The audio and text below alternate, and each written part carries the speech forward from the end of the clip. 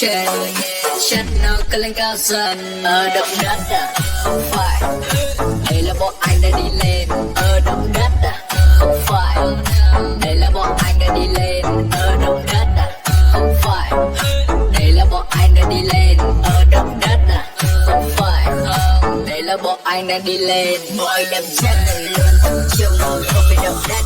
Bay dung là anh nhận nhất, không cần buồn anh đến ai. Get out my way, get out my way, get out my way. If it goes slow, something is wrong, something đổi đây.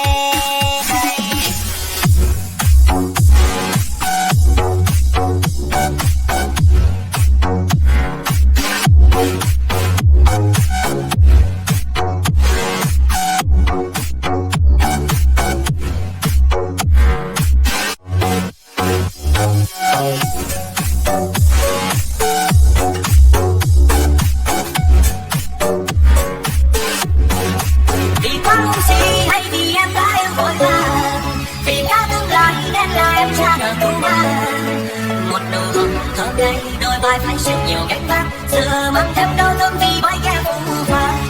Người muốn yêu anh trong mộng đêm tối tăm nửa đây, người muốn thêm gì ở dưới đây để siêu thái. Đừng em không tan tình em không bước nước xoay cho chồng. Làm rồi quên đi và thôi khóc cho mà một đi hát trong lòng.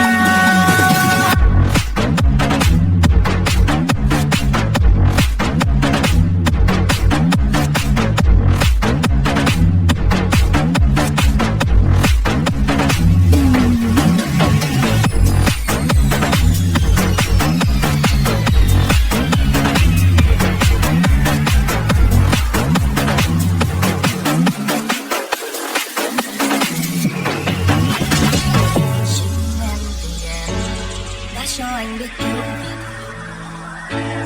mà tại sao sẽ chiều em là gió lướt qua nhanh để anh động lại hơi xinh mơ nghĩ trong câu ca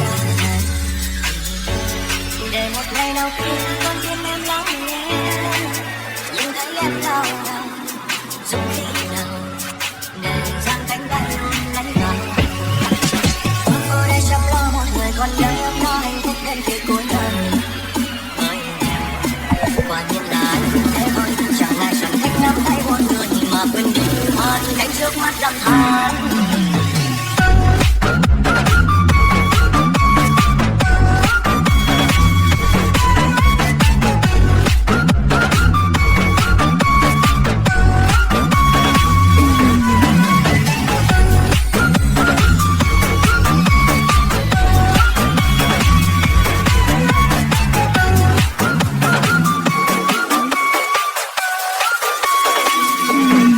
Vì quá không gì hay vì em đã yêu